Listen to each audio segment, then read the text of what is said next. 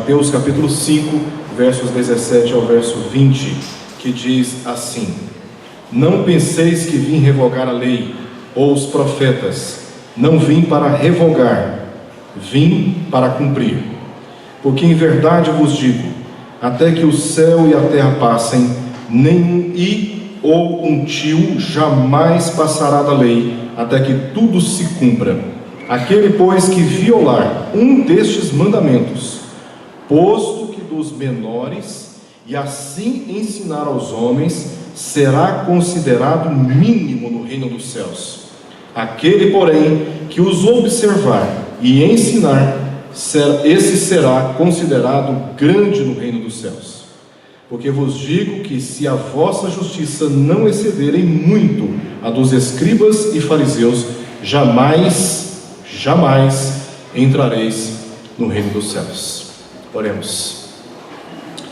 Pai, mais uma vez nós queremos render-te graças por tudo o que o Senhor é e por tudo o que o Senhor maravilhosamente tem feito a favor de nós, o teu povo.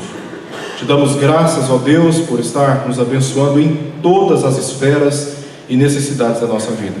O Senhor assim tem se mostrado fiel para com as tuas promessas.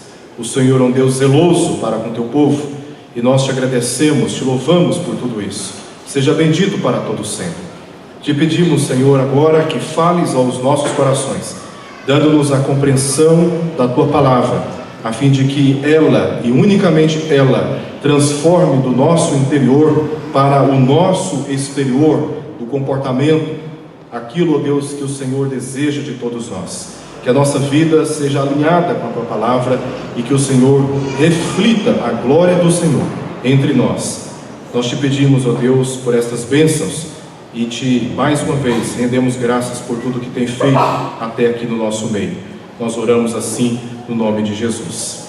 Amém. Aqui no Sermão do Monte, Jesus ele está abordando o tema do reino de Deus. O texto que nós lemos, Mateus 5, versos 17 a 20, explica como podemos viver as bem-aventuranças que nós já lemos e examinamos aqui e que se encontram nos versos 3 ao verso 12. E uma vez vivendo aqueles valores, aqueles princípios, o nosso testemunho no mundo será um testemunho como que de agentes de transformação, sendo sal e luz deste mundo. Este texto também que lemos, ele serve como uma introdução às 5 grandes antíteses que encontramos aqui entre os versos 21 a 48, assunto para as próximas mensagens. Nesses textos seguintes, Jesus vai mostrar uma antítese ou um paradigma novo ou uma compreensão mais profunda a respeito daquilo que se encontra na lei, a respeito do homicídio, do adultério, dos juramentos, da vingança e também do amor ao próximo.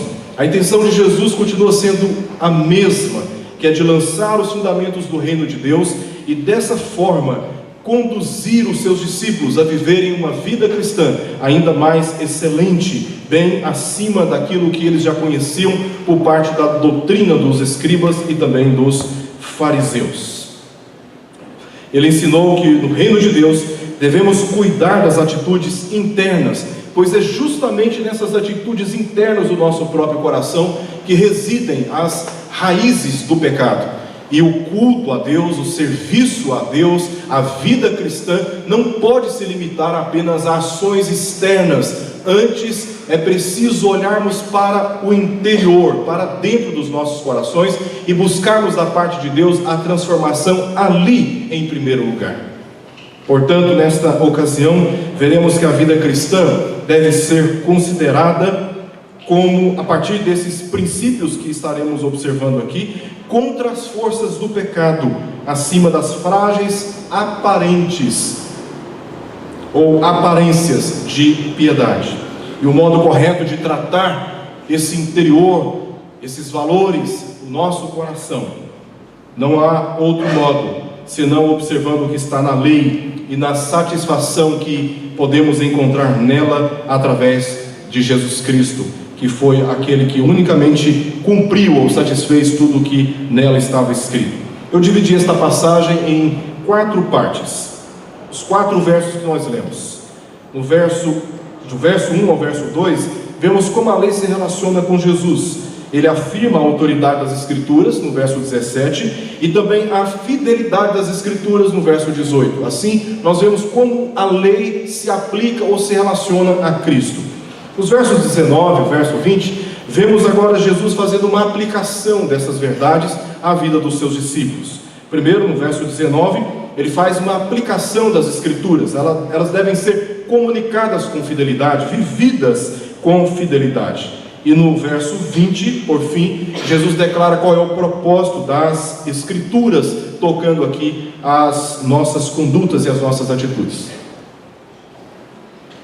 Então vamos ver cada uma dessas partes aqui do texto. Em primeiro lugar, no verso 17, onde Jesus afirma a autoridade das Escrituras. Diz o texto: não penseis que vim revogar a lei ou os profetas. Não vim para revogar, vim para cumprir. A autoridade das Escrituras é claramente reconhecida por Jesus ao dizer que o seu propósito ao vir não foi revogar, ou nós poderíamos traduzir essa palavra como abolir, ou até mesmo destruir, anular a lei. Pelo contrário, ele veio para cumprir a lei. Ele fez referência aqui ao Pentateuco, que são os 5 primeiros livros do Antigo Testamento, que consistem basicamente de todas as leis que Deus comunicou ao seu povo através de Moisés. No livro Fundamentalismo e a Palavra de Deus, o teólogo anglicano muito conhecido como J.I. Packer, ou James Packer, ele atualmente é professor, bem velhinho, ele é um professor muito consistente, muito relevante ainda, em Vancouver, uma escola de teologia. Nesse livro ele diz o seguinte: o fato que temos que enfrentar é que Jesus Cristo, o Filho de Deus encarnado, reivindicou a autoridade divina no que fez e ensinou. Assim confirmou a autoridade absoluta do Antigo Testamento aos outros e se submeteu a ela sem reservas. Ele não veio para abolir a lei, ele não veio para anular a lei, ele veio para cumprir a lei. Mas o que Jesus quis dizer com a palavra cumprir? Quando ele veio para cumprir. A explicação mais conhecida ela se refere a uma teoria na teologia que nós chamamos de teonomia.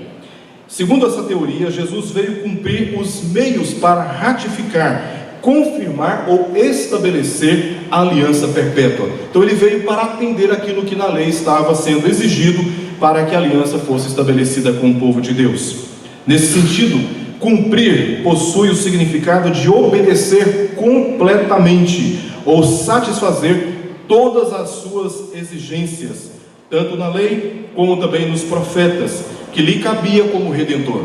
Por exemplo, se você voltar um pouquinho as páginas da sua Bíblia, no capítulo 3, verso 15, no episódio do seu batismo, João questiona Jesus, o fato dele ser batizado ali, mas Jesus responde dizendo no verso 15 do capítulo 3, deixa por enquanto, porque assim nos convém cumprir toda a justiça.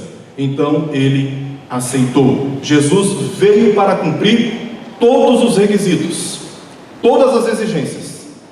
Ele veio para atender toda a lei de Deus. De modo judicial, pela lei, ele obedeceu às normas, sofreu as sanções penais e assim satisfez as exigências para justificar aqueles para quem ele veio morrer naquela cruz. E de modo preditivo, ele satisfez, nele foi cumpridas todas as promessas, todas as profecias a respeito dele que constavam nas profecias. Então Jesus ele veio cumprir a lei e os profetas nesse sentido, de modo legal e também de modo preditivo.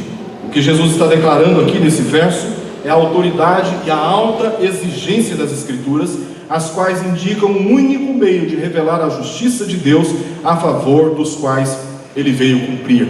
E o cumprimento exigia, como diz o apóstolo Paulo no capítulo 2 de Filipenses, verso 8, morte e morte de cruz. Morte e morte de cruz. E como diz o evangelista Marcos no capítulo 10, verso 45, o propósito seria dar a sua vida por resgate de muitos. Foi ali na cruz que Jesus então satisfez de modo pleno todas as exigências. Foi ali que foi ratificada a satisfação do seu sangue diante da lei do Senhor. Essa foi a sua missão. Ele veio e cumpriu essa missão. Então, quando ele diz que ele não veio para revogar, ele veio para cumprir, ele estava se referindo, portanto, à morte que ele deveria enfrentar na cruz, sendo obediente ao Pai até aquele momento, até a morte e morte de cruz. E assim ele cumpriu a sua missão, atendendo à alta exigência da lei do Senhor. No verso 18, nós temos agora uma declaração de Jesus quanto à fidelidade das Escrituras, bem como da sua atuação diante das leis de Deus.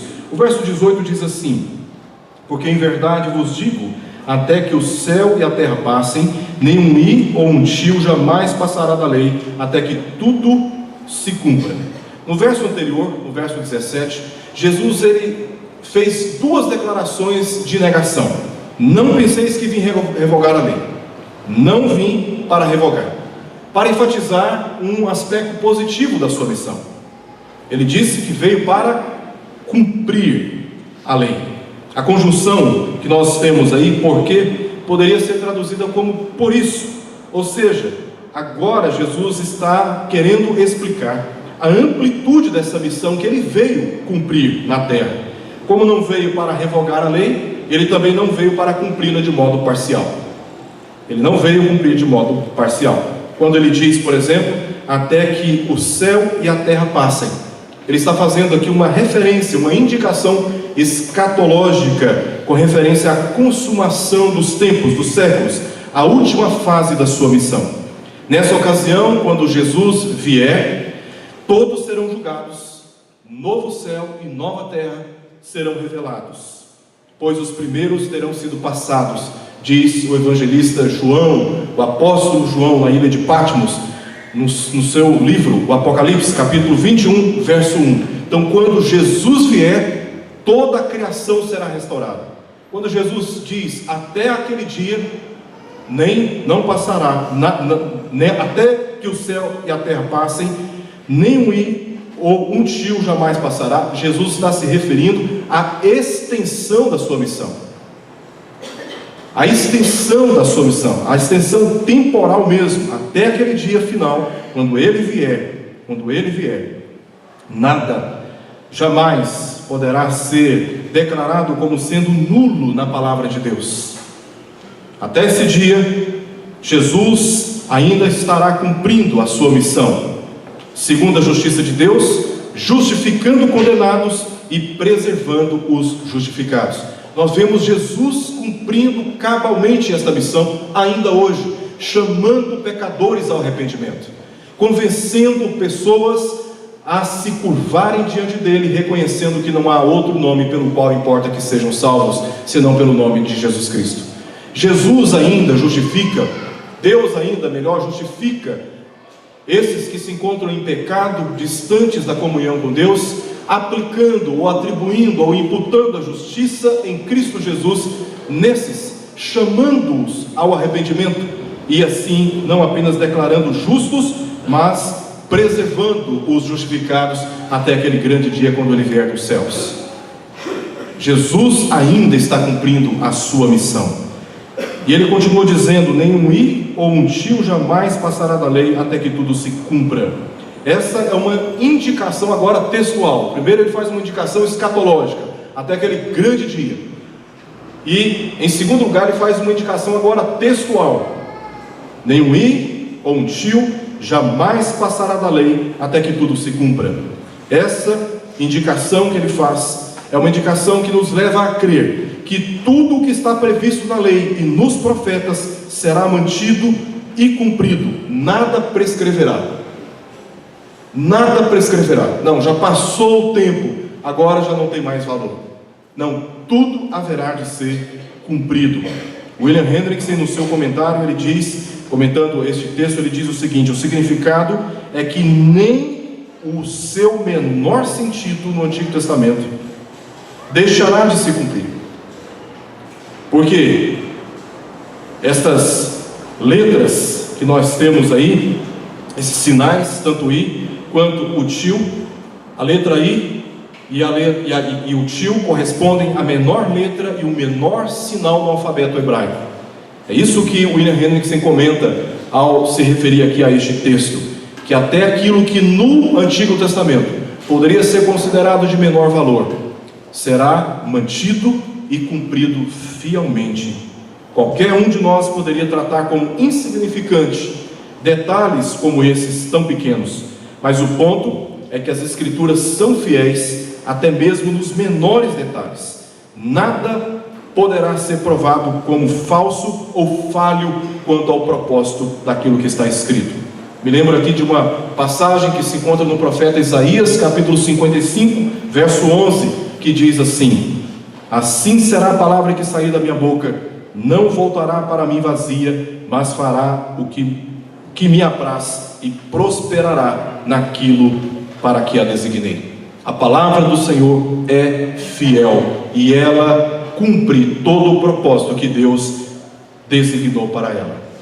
Jesus, em primeiro lugar, declara a autoridade das Escrituras, e agora ele declara a fidelidade das Escrituras.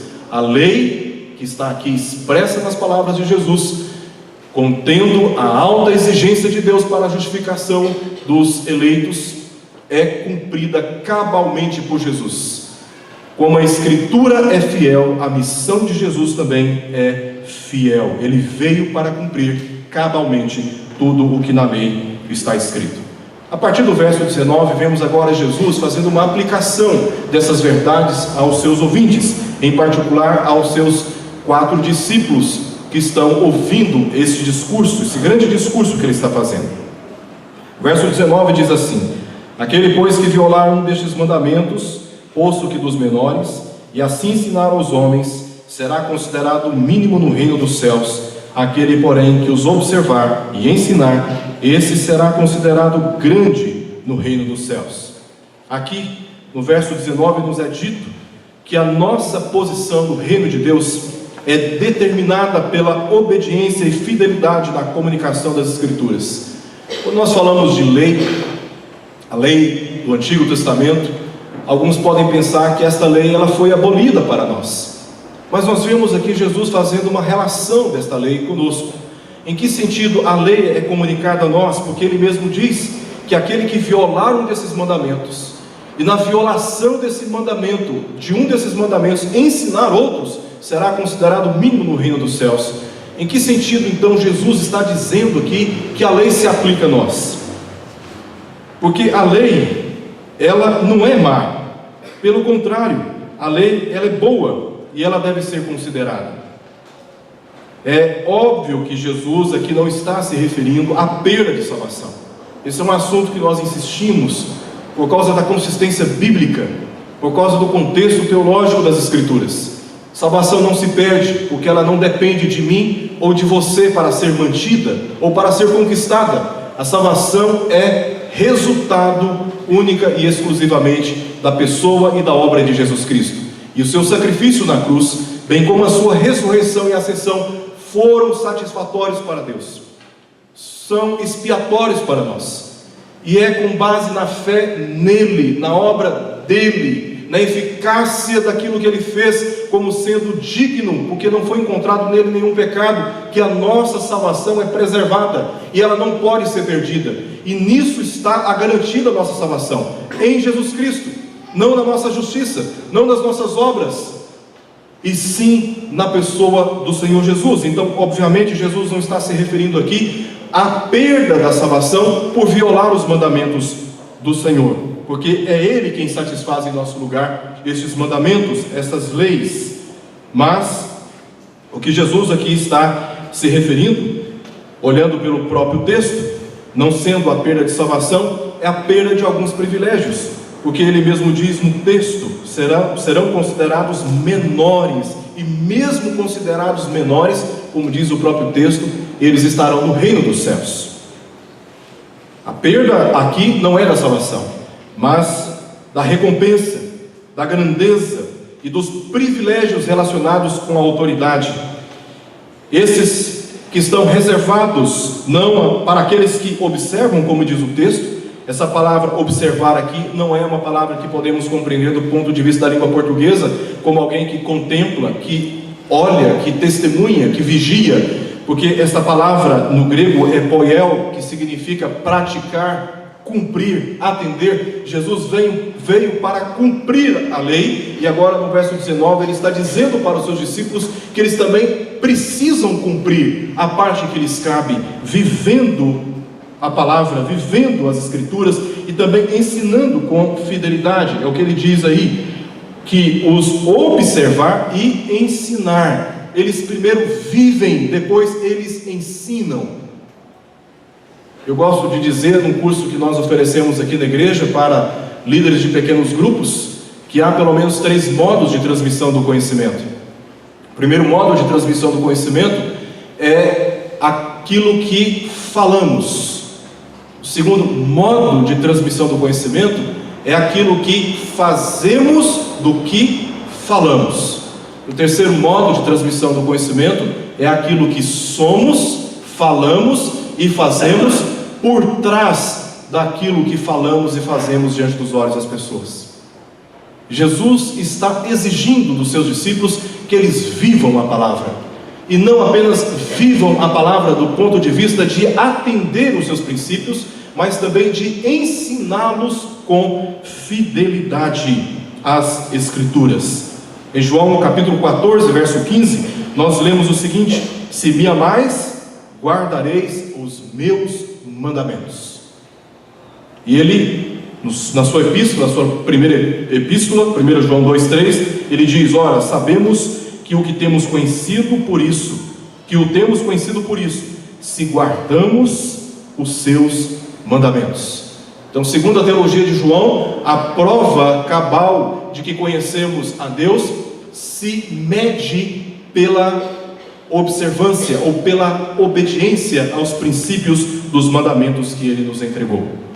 É claro também que, apesar dos prejuízos causados pelo mau exemplo e ensino das Escrituras, isso por parte, no seu contexto, dos escribas e dos fariseus, e também por nossa parte, no nosso contexto, por parte de pastores, presbíteros, professores de escola dominical, professores de seminários, grandes palestrantes aí fora. É claro que os prejuízos causados pela má interpretação, muitas vezes, desses oradores, as Escrituras não deixam de ser fiéis. Elas serão cumpridas, conforme indicado nos versos anteriores. Nada poderá deter o seu cumprimento. Nada poderá deter o seu cumprimento. Charles Spurgeon, famoso pregador do século XVIII, ele tem um comentário que diz, comentário sobre Mateus, na página 43, ele comentando aqui esse texto, ele diz o seguinte: Senhor, faze de mim, no teu reino, um súdito leal, e que eu possa praticar e ensinar de acordo com a tua palavra. Se sou pequeno ou grande na terra, faz-me grande em obediência a ti. Oração de um servo piedoso, refletindo neste texto, pedindo para que Deus fizesse dele, independente de grande ou pequeno neste mundo, mas que acima de tudo ele fosse obediente à palavra de Deus. Essa deveria ser também a minha oração, e certamente essa também deveria ser a sua oração. Senhor, ajuda-me a cumprir a tua palavra e a vivê-la com fidelidade, e vivendo a tua palavra com fidelidade, a comunicar também com fidelidade. O último verso, verso 20.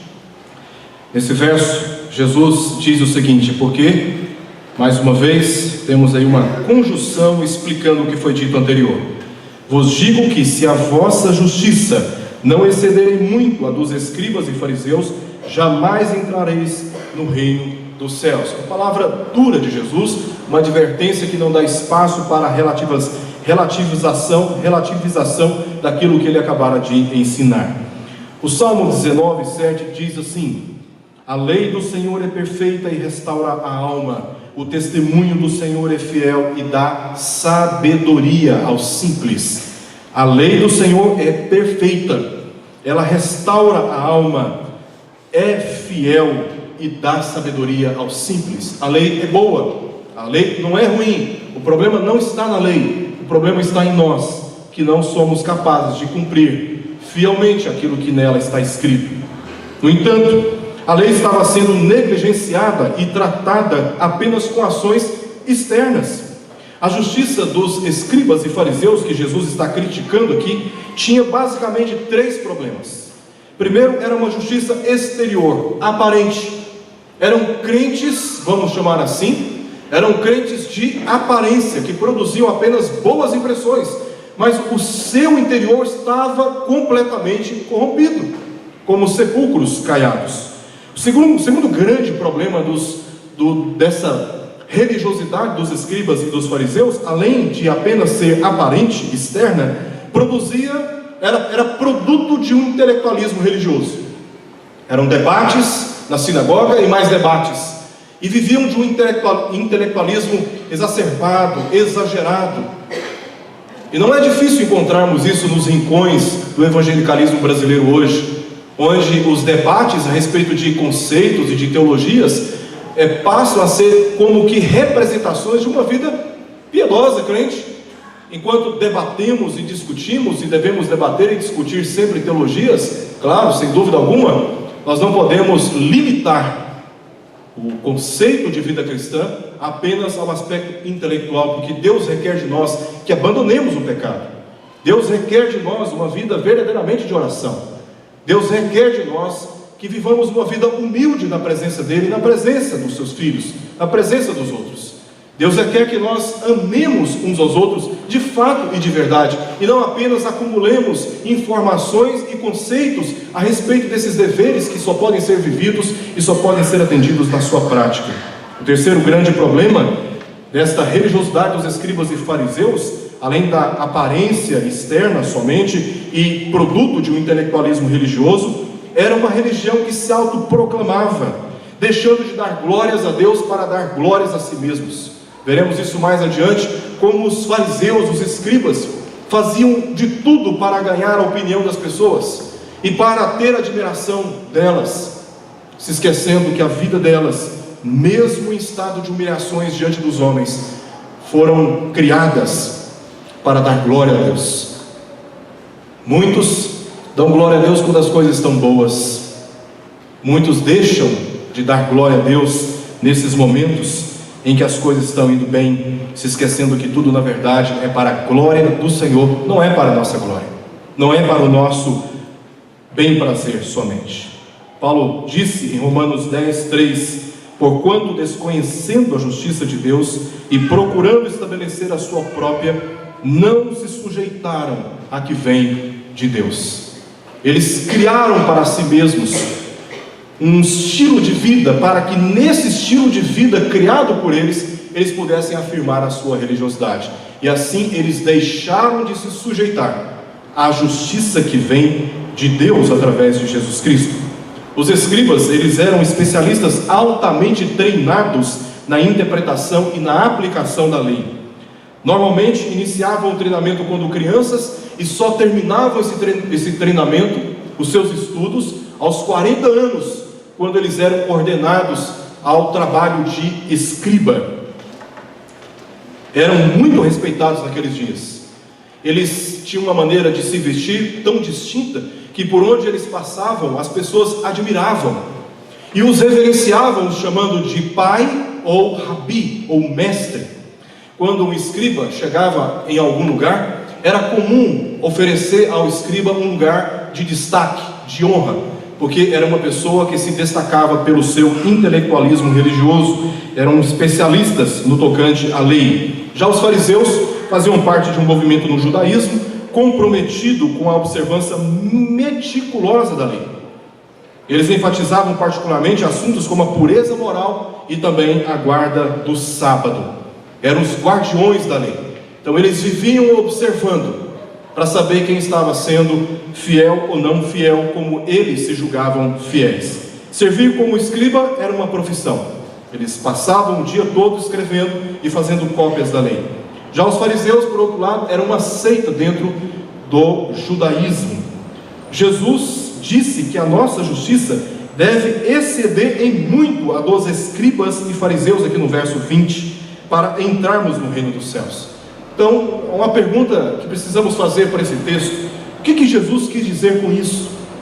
Como, nesse sentido, precisamos viver ou exceder a justiça dos escribas e fariseus, nos relacionando com a lei dele, com a sua lei? De muitas maneiras, as 5 antíteses que estaremos examinando aqui nas próximas mensagens, entre os versos 21 a 48 do capítulo 5, respondem essa pergunta que acabamos de fazer.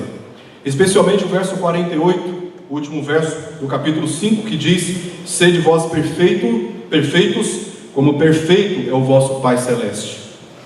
Mesmo com suas 248 regulamentações e 365 proibições para observarem e cumprirem a lei, você imagina decorando todas estas leis e todos esses detalhes, mesmo com tantos requisitos, tantos regulamentos e proibições, a retidão dos escribas e fariseus ainda era superficial e reprovável.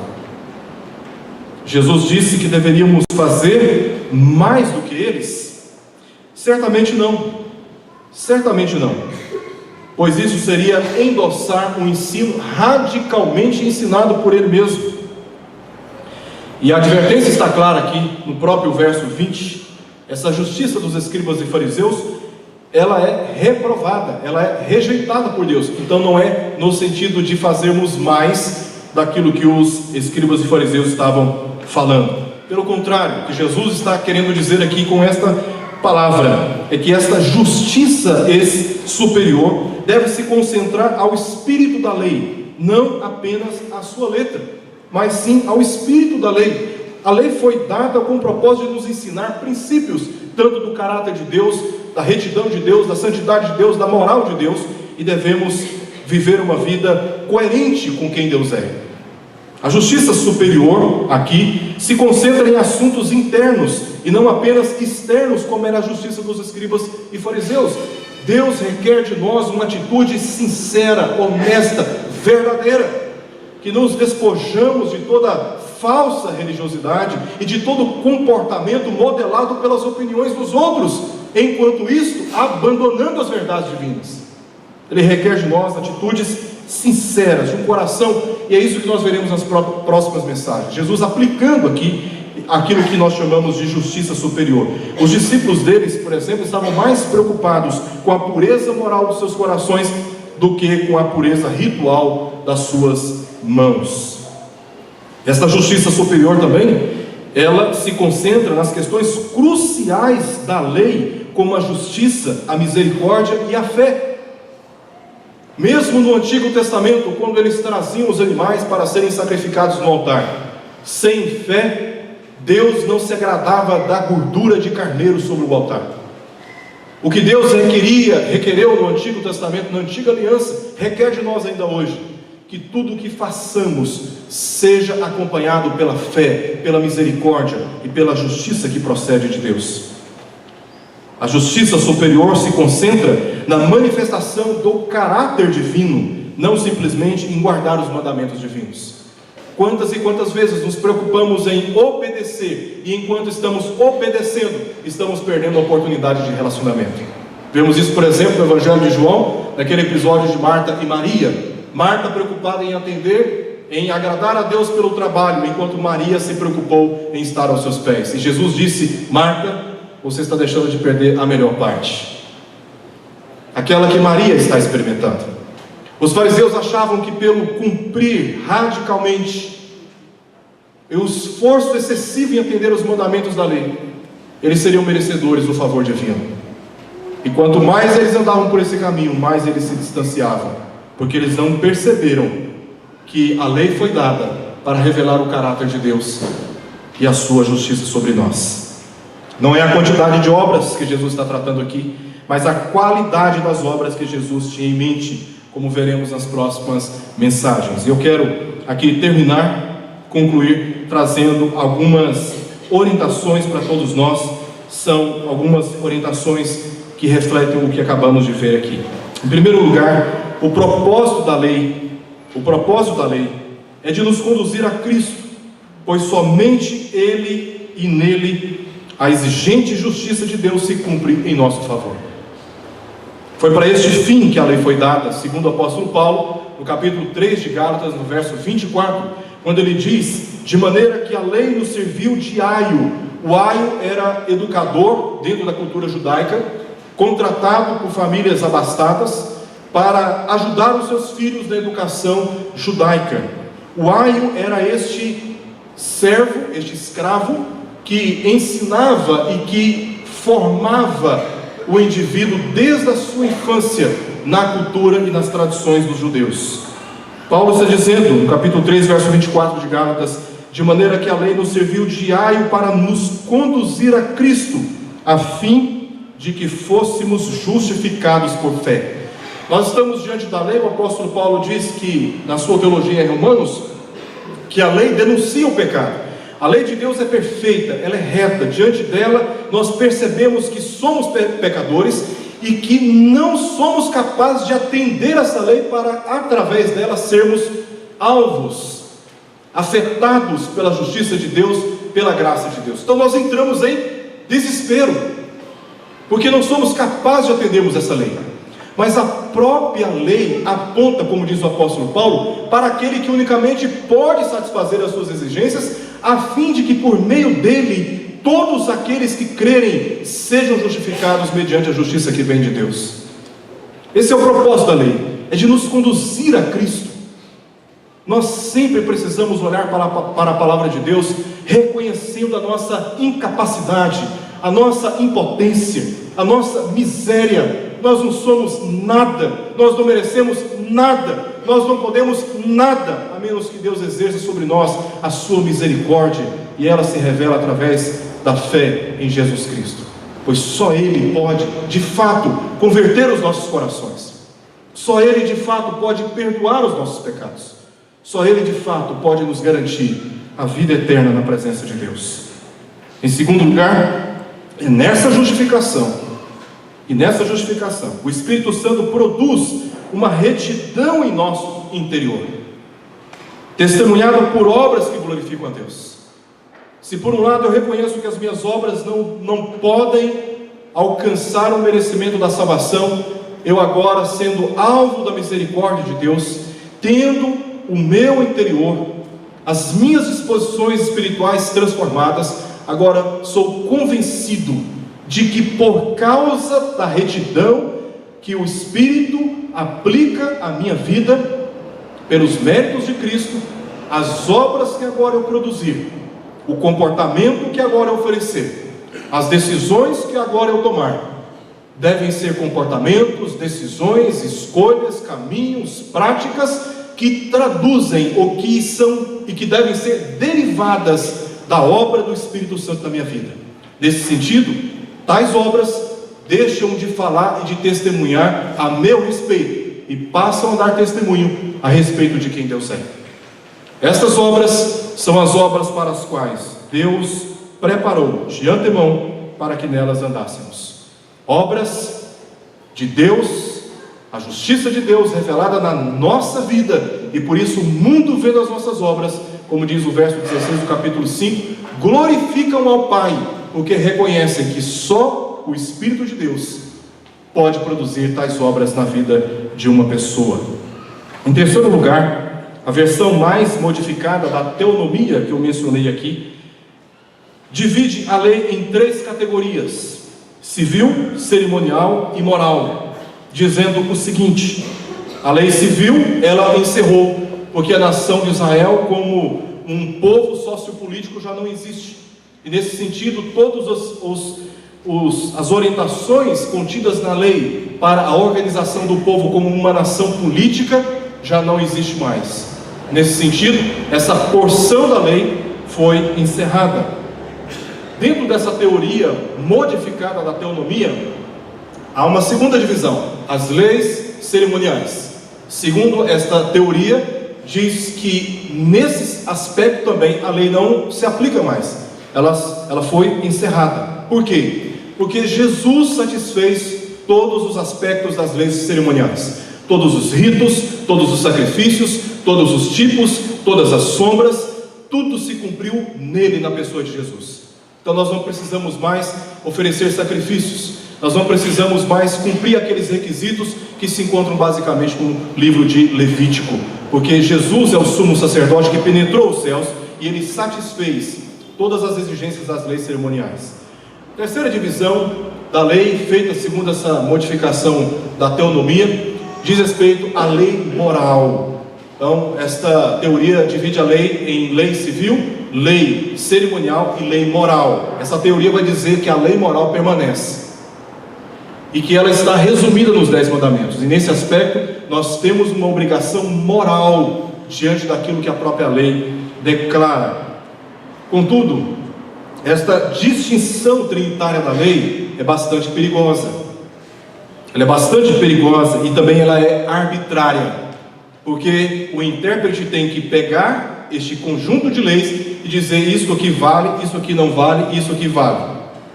Por isso, essa divisão trinitária da lei, ela é perigosa, além do conflito com o verso 18, que nós lemos aqui, que nada se passará até que tudo se cumpra, ou seja, não tem nenhuma parte da lei que ainda não deixou de ser cumprida, ela ainda está sendo cumprida, e é Cristo o agente cumpridor desta lei. Então, além desse conflito com o verso 18, admite-se que parte das escrituras não deve ser considerada mais.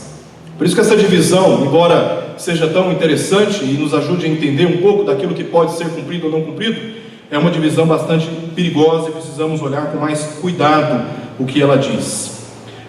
Contudo, também é claro que a observância da lei, como Jesus diz no verso 19, observar e o ensino da lei, a observância da lei quanto aos princípios da fé, da paz nos relacionamentos, do amor, da pureza moral, da misericórdia e etc., não apenas devem ser considerados, mas obedecidos com rigor. Por exemplo, o dia do Senhor que se encontra na lei, qual que é o princípio que Deus requer de nós? Que nós guardemos um dia para descanso.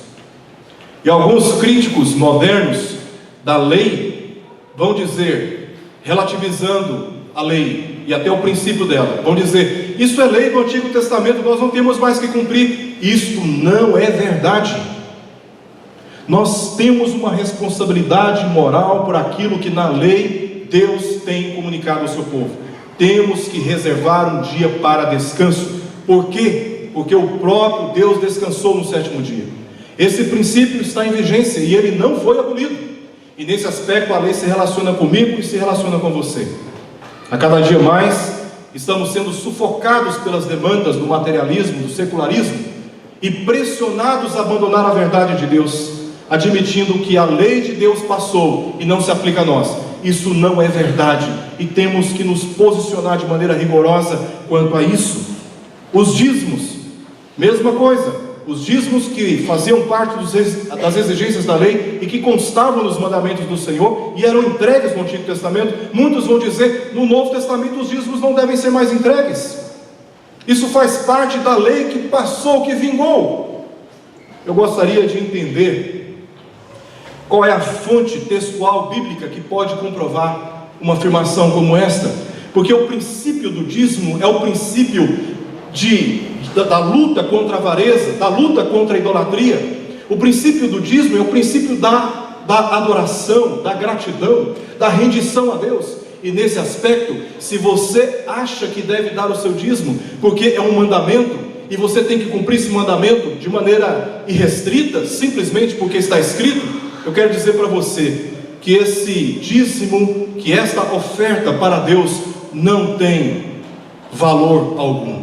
Eu me lembro de uma passagem que se encontra no Evangelho de Lucas, quando Jesus testemunha os renomados religiosos entregando com fidelidade os seus dízimos e as suas ofertas, e Jesus adverte contra a motivação daqueles religiosos, dizendo que a oferta da viúva, uma oferta tão pequenininha, talvez tão insignificante, aquele tipo de contribuição que a gente fala e a gente olha e fala: não vou contribuir com isso aqui, é até vergonhoso eu entregar isso ali na igreja, como se estivesse entregando para a igreja, né? Mas para Deus.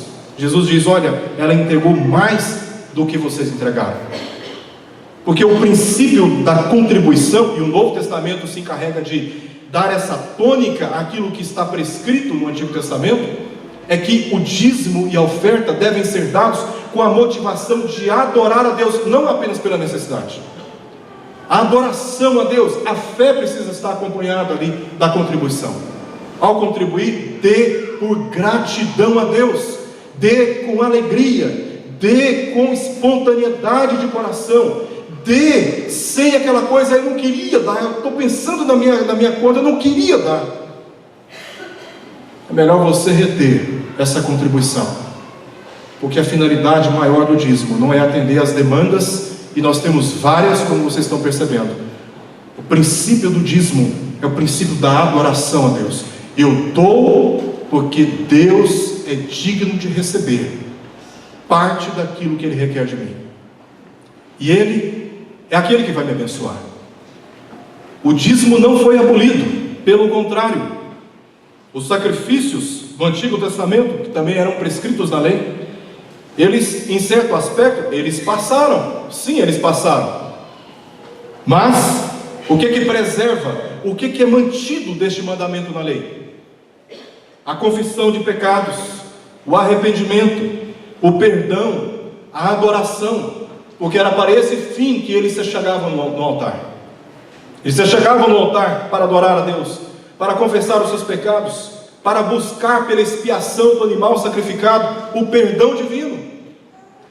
Hoje nós não fazemos sacrifícios, mas quando nós nos reunimos, nós estamos fazendo sacrifícios de louvor, nos rendendo a Ele, confessando a Ele os nossos pecados e suplicando pela sua misericórdia, pelos méritos daquele que no nosso lugar morreu naquela cruz. Os rituais também eles passaram, mas o que dos rituais é mantido e aplicado a nós, diante do qual temos o dever moral de atender? O temor, o respeito por aquilo que Deus considera. Os rituais passaram. Isso não significa que o culto deve ser irreverente, deve haver desordem, onde cada um fala o que quer, onde cada um faz o que quer. Não, os rituais, sim, eles passaram, mas os princípios do temor, da reverência e da ordem são mantidos, e diante desses princípios, todos nós temos uma séria necessidade de observância e também de ensino. E assim, tantos outros requisitos da lei que, do ponto de vista externo, passaram, os princípios permanecem, trazendo para nós, ou mostrando para nós, o caminho da retidão que o Senhor requer de todos nós. Nesse sentido, toda a lei se cumpre em Cristo, mas exige de todos nós uma justiça que excede qualquer forma de religiosidade meramente externa, um comprometimento verdadeiro e eficaz contra as tramas do pecado, uma vida que de fato glorifica a Deus. É isso que Ele requer de nós, mediante a lei que nos foi dada. Cristo satisfez todas as exigências da nossa justificação mediante a lei. Nós não podemos cumprir a lei como Cristo cumpriu, porque somente Ele foi achado digno.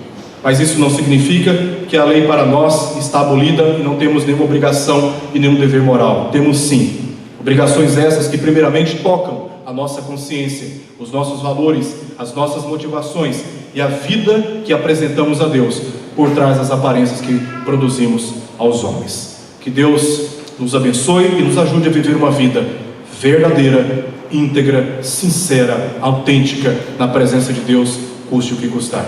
Vamos orar. Senhor, nós te pedimos, ó Pai, humildemente, a Tua bênção sobre nós nesta hora, e rogamos que a Tua misericórdia nos acompanhe todos os dias. Perdoa, Pai, os nossos pecados e nos dirija segundo a bondade do Senhor e a fidelidade da Tua palavra. Esta é a nossa oração, em nome de Jesus. Amém, Senhor.